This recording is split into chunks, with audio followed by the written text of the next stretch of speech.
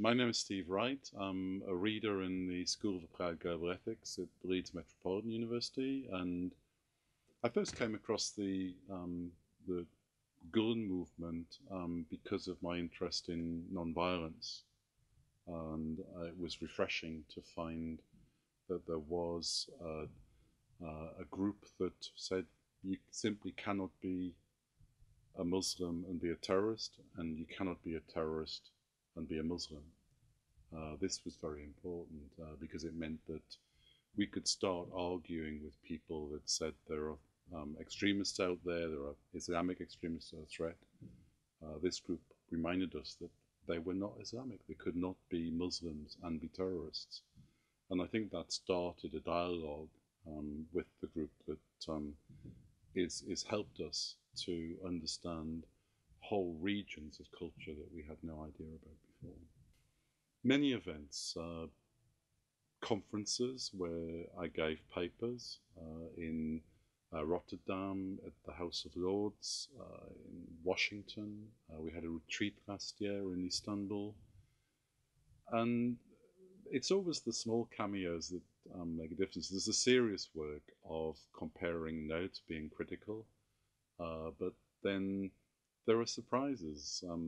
One of the times I asked Ozcan what was going to happen that evening, and he said, "We're going to eat at the house of a businessman." And I said, "Oh, who is it?" And he said, "We haven't decided yet. We haven't asked." And I was thinking, what would happen in England if we contacted a friend and said, well, there's 30 or 40 people and they're coming for dinner? It wouldn't happen. And yet that evening we were welcomed like old friends. There was a marvelous food, a friendly welcome, and fantastic dialogue. And I think the experiences that I had there were always engaging, always moving on, always trying to think of new ways of giving service. And it gave me a different appreciation of other people in the community engaged in dialogue in often quite pressing and demanding circumstances, and how they got brought to seeing that dialogue made sense across any religious divide. So my experiences have been tremendously refreshing. Well, there's always food in the negotiations, and that's very, very interesting because whatever we're doing, we're engaging in social activities that were traditional in Britain in the 50s, eating together as a family, as a unit. And part of my research involves the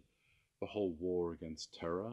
And in Europe, what we found is that the whole debate's been captured by military companies seeking contracts to define security in terms of weapons and technologies to create a fix. And many of the new security arrangements are targeted against Muslims. And of course, alienation, cause misunderstanding, cause schism.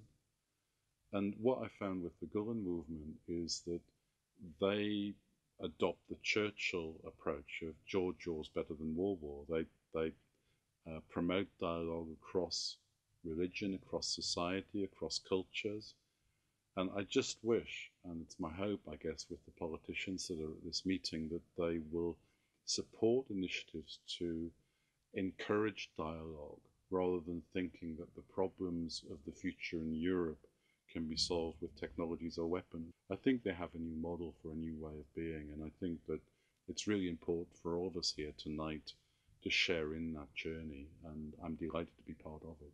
And the Dialogue Society is about dialogue, it's about being a critical friend, but because it's a dialogue society, there's always engagement, there's always conversation, there's always an open door. And it's unusual because what my friends in the Dialogue Society have encouraged me to do is to open my mind and see the world through other eyes with different assumptions. Now, I'm not an advocate, but I now read Rumi, and it's like, what's going on here? And the short answer is this society's encouraged me to understand that there's much wisdom in the past, that it's not just this time that has values to guide our future pathways. And I think that that's my abiding impression.